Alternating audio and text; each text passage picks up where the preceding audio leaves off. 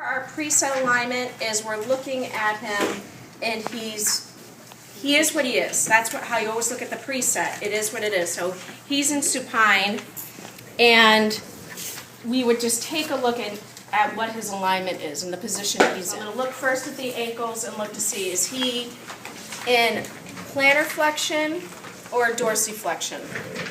A little bit of plantar. So he's in a little bit of plantar flexion. His knees look like he's at neutral. Looking at his hips, does it look like he's lying flat, or does it look like, we're looking at sagittal plane, does he look like he's in flexion a little bit? It looks like he's in a little bit of a posterior pelvic tilt. Moving up in his spine, we're looking to see, is he leaning? So we're looking at frontal plane now a little bit. Is he leaning to the left a little bit or to the right? He looks like he's in midline, which is good. And I'm looking, his head is in midline. Going back to seeing in the sagittal plane, his arms are in flexion.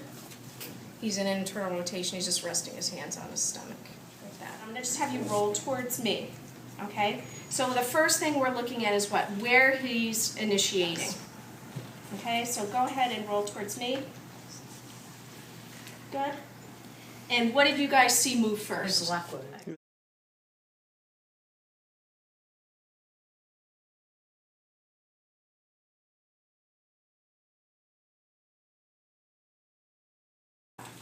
So what did you see move first? So his left leg moves a little bit into flexion, right?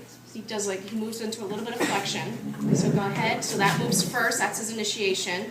He goes into flexion. Now he's going into adduction. And then what do you see?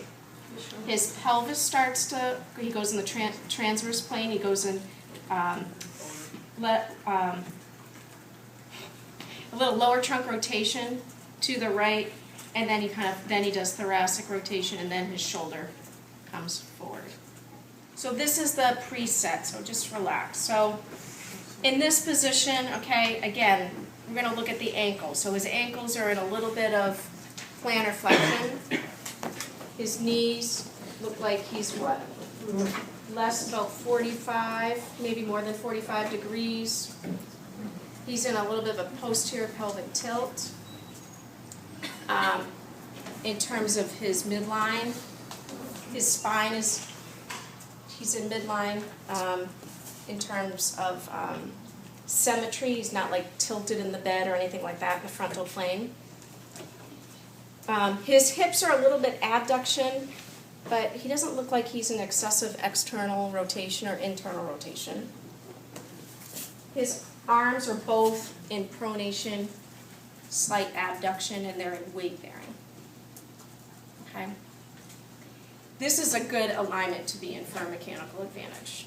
Okay? So when you're in this position, what I'd like to have you do is go ahead and lift your bottom up as high as you can. Good. And then come back down.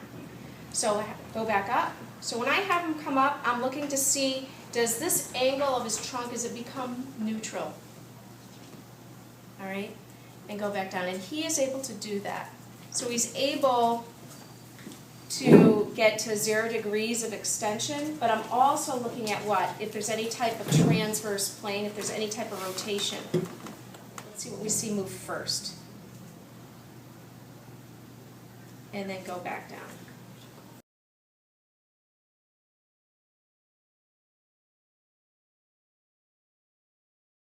We're seeing a muscle contraction first, so I document like that, and then after that, what we start to see, like pelvic elevation, he's starting to go into, what are we seeing, extension? He's going into lumbar and thoracic extension.